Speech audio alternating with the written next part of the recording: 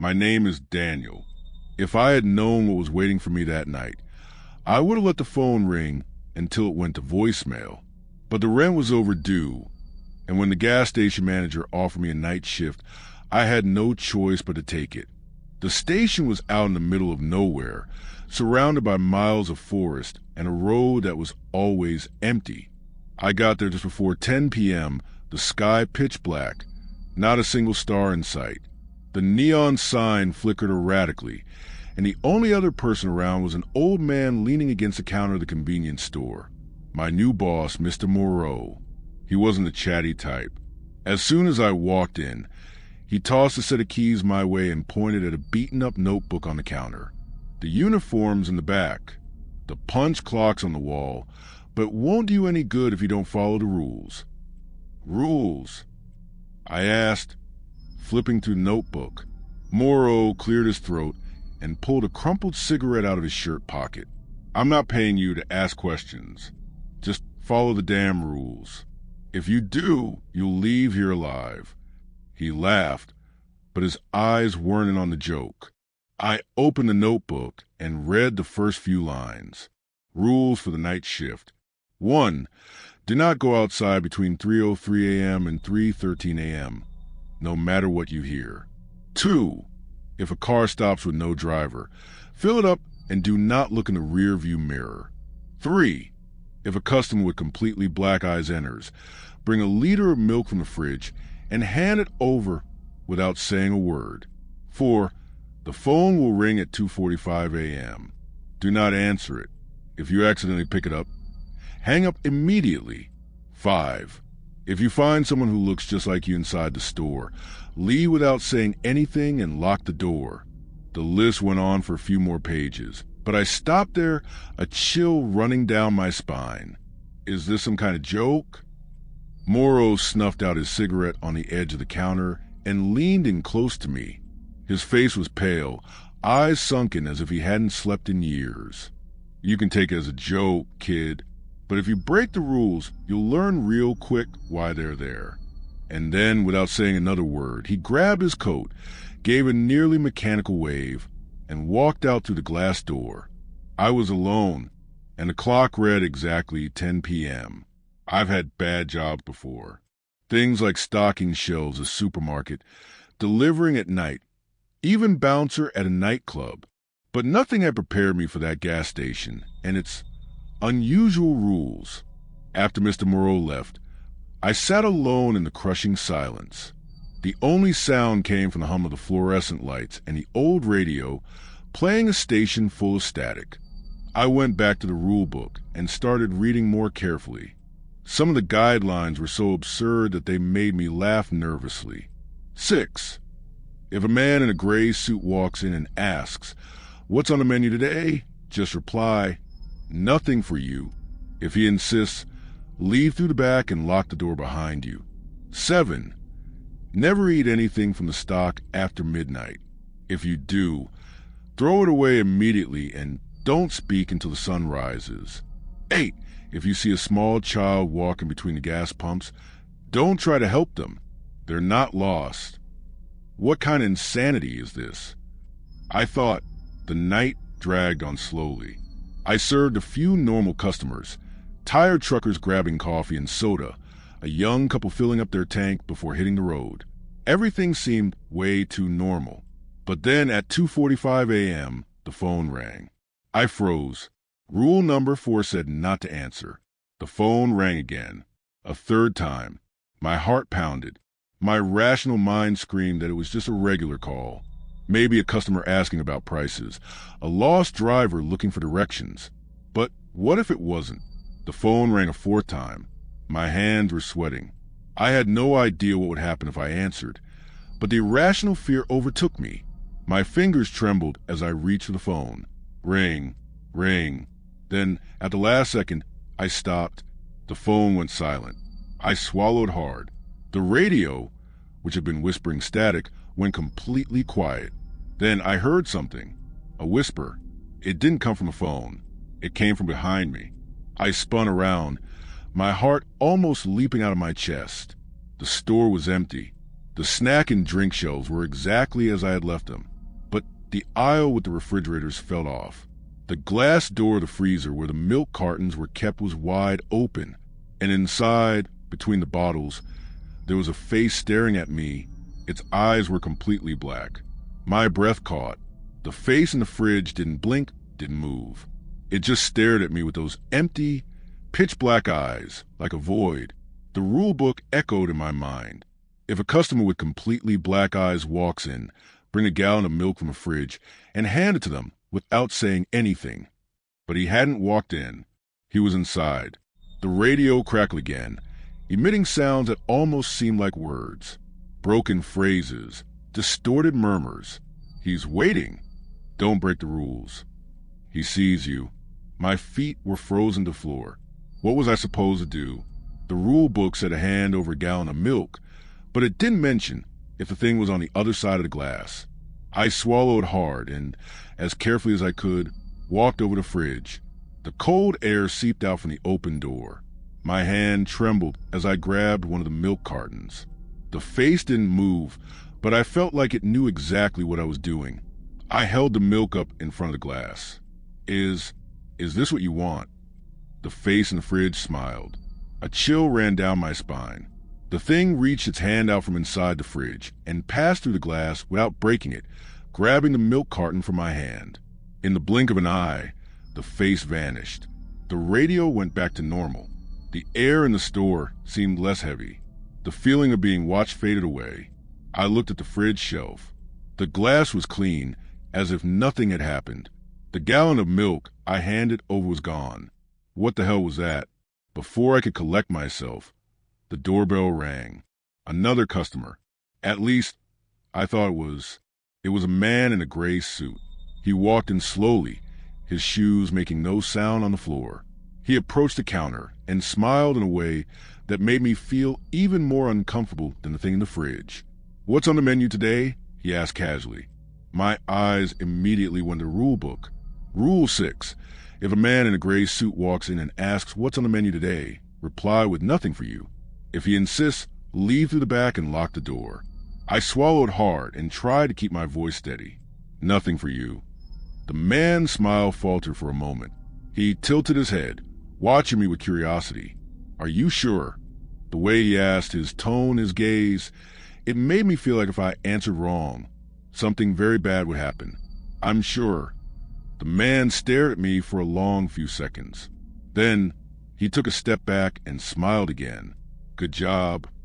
He turned and walked out the door, disappearing into the darkness of the road. My legs almost gave way. I took a deep breath, trying to steady myself. It was clear now that this wasn't an ordinary gas station, but the night was still far from over, and I could feel the rules would get harder and harder to follow. The night felt eternal. Each minute passed slowly, as if time was dragging itself to test me, to torture me. But the worst was still to come. As the hours went by, the customers became stranger. Some seemed completely normal, but there was always something in the air that wouldn't let me relax. Something subtle. Like everyone was aware of a secret that I still didn't understand.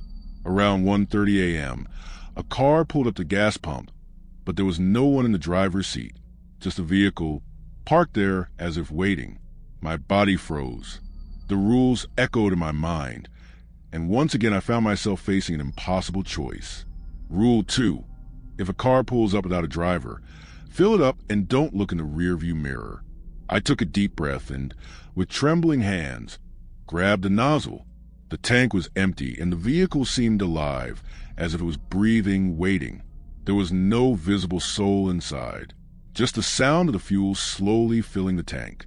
I knew I shouldn't look in the back seat, but the urge was stronger than I was. I looked. The back seat was empty, but a shadow seemed to move inside, as if something was just waiting for my curiosity. I didn't know what it was, but the feeling of being watched made me tremble. I took a step back, breathing heavily. The car seemed to challenge me to keep going. I finished fueling and started the payment process, not daring to look again. The pump made a click, like something had moved inside the vehicle, but I wouldn't dare look. When the car left, the air around me felt heavier, like something had been taken from me. Something was starting to break inside my mind. And then the phone rang again. 2:45 a.m. My body reacted automatically, and I knew exactly what to do. Don't answer. Don't let the voice on the other end reach me. But at the same time, fear consumed me. And like last time, the temptation was strong. I walked over the phone. The sound of the ringtone echoed in the silent store. When I finally picked it up, I felt the presence. It wasn't just a voice on the other end. It was something else. Something physical, as if I had been invaded. I tried to hang up, but my hand wouldn't obey. And that's when I heard it. Whispers. They weren't words, but I felt like they knew my soul, like they were inside my head, telling me what to do, where to look, what not to do.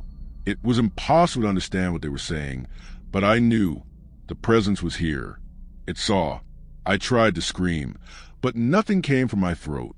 The phone disconnected on its own, and the silence took over again. I was sweating cold, completely paralyzed. I looked around. The store was even darker. The aisles seemed to distort. The shelves and products were moving imperceptibly, almost as if they were alive, shifting according to my mind. When I looked at the glass door, I realized someone was watching me from outside. A figure in the distance, in the shadows. A person, but they didn't seem human. And then a soft voice, like a whispering wind, came from inside the store. "You won't leave here alive, Daniel." I froze, my vision blurred by fear. The voice was so soft, I almost thought it was my mind playing a cruel joke on me. But no, I knew something was there, watching, something non-human. When I looked back at the glass door, the figure in the shadows was already closer. It wasn't walking, it was floating, as if its body wasn't touching the ground. The silhouette was human, but at the same time, it wasn't. The features were blurred, distorted, as if the figure was being dragged by an invisible force. The man wore a dark coat, but it wasn't normal. The fabric seemed to move, as if it were alive. I took a step back, pulling away from the door. My heart was pounding so hard it felt like it would leap out of my chest. I couldn't stop looking, but I knew I shouldn't. It wasn't safe. The figure stopped right in front of the door. There was no expression on its face, only a darkness that swallowed any beam of light. And then something completely absurd happened. It knocked on the door. 3 knocks. I was frozen. Each knock felt like a blow directly to my chest, as if the very universe were closing in around me. The absolute silence that followed was unbearable. My mind was trying to rationalize what was happening, but there was no logic to explain it. I looked at the rule book. With each page I turned, the feeling that I was being tested grew stronger. Rule 3. If a customer with completely black eyes enters, bring a gallon of milk from the fridge and hand it over without saying anything. Rule 8. If you see a small child walking between the gas pumps, don't try to help them. They are not lost. I was about to lose control.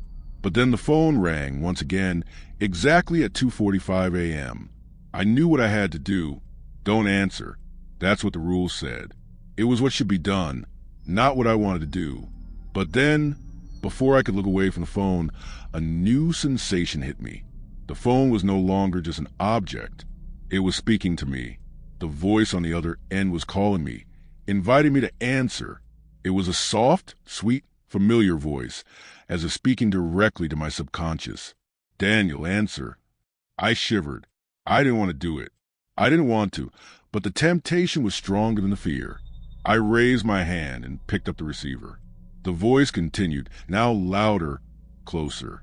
"Daniel, are you ready?" That phrase was like a death sentence.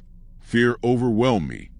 But when I looked at the glass door again, the figure in the shadows had disappeared. I breathed a sigh of relief, but the relief was short-lived, because when I turned my head to the side, I saw the face of the child the rules mentioned. She was there, by the gas pump, watching me with big, completely black eyes. The rules said not to help, but I knew I shouldn't look. But I couldn't stop. Every fiber of my being wanted to run outside, but my body wouldn't obey. She started walking toward me, her small hands raised as if calling me. Her feet barely touched the ground, as if she were floating. My body moved involuntarily, my feet advancing, but my mind was screaming not to do it. When she stopped in front of me, she opened her mouth. There were no words, just a strange sound, like a whisper coming from the bottom of a well. I wanted to scream, but I couldn't. The child smiled, and in that smile, I saw something that froze me to the soul. She wasn't alone. Behind her, an immense silhouette formed. Something huge, indescribable, growing as she smiled. Then, something cracked in my mind. I knew I shouldn't look back. I didn't look. I couldn't. The terror was palpable, like a dense cloud wrapping around my thoughts, preventing me from making clear decisions. The child smiled, but something wasn't right. The smile wasn't one of innocence. It was a disguised threat. I could feel its presence extending beyond what my eyes could comprehend. I was frozen, staring into those black, empty eyes. Don't look away. Don't look back. Those words repeated in my mind like a spell, a curse. I knew that if I turned, if I looked for even a second at what was behind me, I would lose my soul. There was no doubt about it. But the silence grew thicker, more oppressive. Every breath I took seemed to echo like thunder in the silent night. Whatever was approaching me, I didn't want to see. And then, something unbearable happened. The sound of something dragging, scratching the concrete floor, made my bones shake. It didn't come from the child. It didn't come from the figure in the shadows that disappeared. It came from behind me. I knew it. I felt it. The child smiled wider. The smile started to distort, almost monstrous, as if her face were melting. The features were changing, elongating. She was no longer a child. She was something ancient, something distorted by the laws of time and reality. I wanted to run, but my body didn't respond. Every cell, every fiber of my being screamed for me to flee, but I couldn't move. I was trapped, not physically, but in an invisible psychological bond that kept me from reacting. And then, like a beam of light cutting through the darkness, I heard a voice. It wasn't mine, it wasn't human. It was an echo, a deep, torn voice coming from inside my own brain. You know the rules, Daniel. You can't escape. You are here. It wasn't a sentence that made sense, but it was the truth. The gas station wasn't just a physical place. It was a prison, a trap that was already inside me, inside my mind. My brain was being eaten away.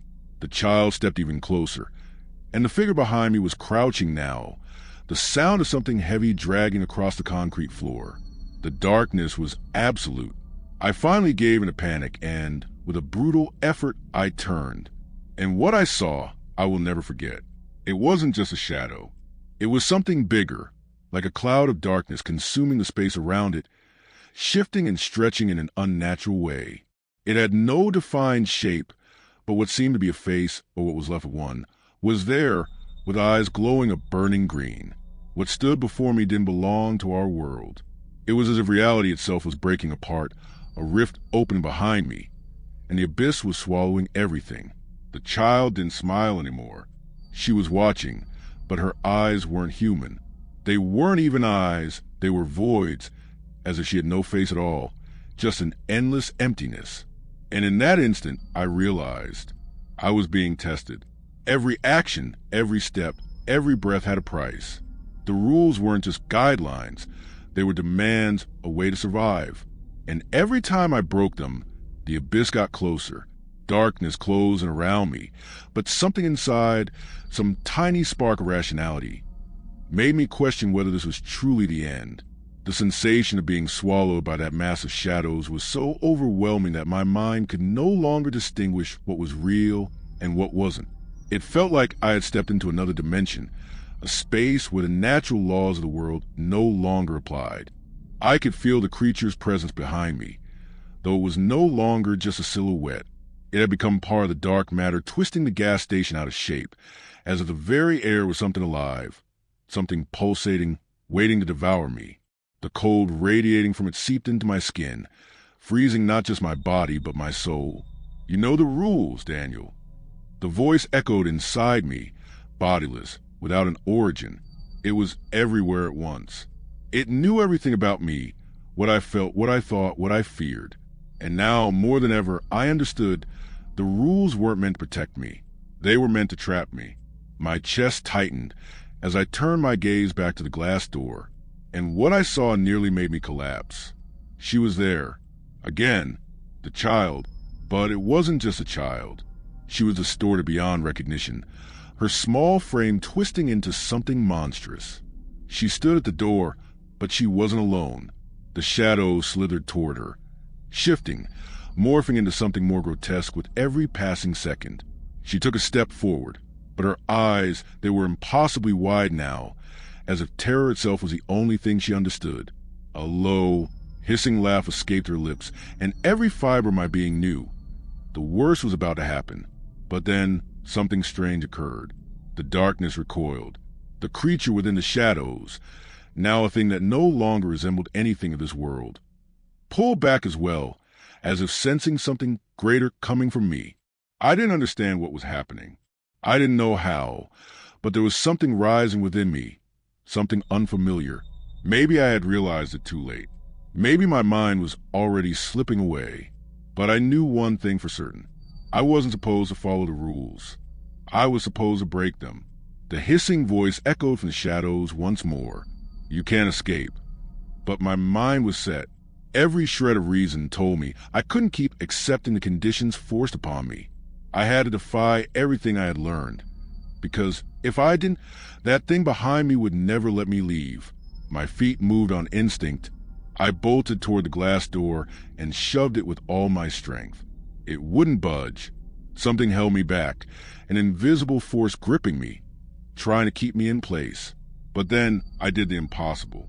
I screamed. I screamed with everything I had, every ounce of despair and fury erupting from my soul.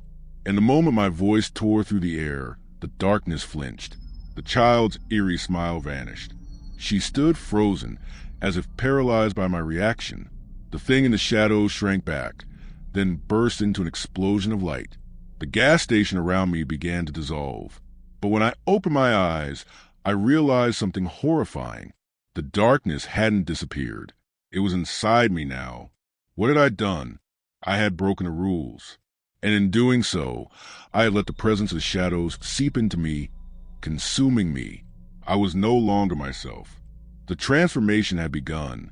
With every step I took, I drifted further from reality, sinking into the abyss I had once believed was only external. There was no going back. I would never leave this gas station. The final rule was clear. Once you enter, you never leave. And by breaking them, I had sealed my fate. I was to become the new guardian of this place. The cycle would continue. A new Daniel would take my place, naive, unsuspecting, until he learned the truth, until he learned the rules, until he was consumed. And now, as a creature of the dark, I waited for the next one.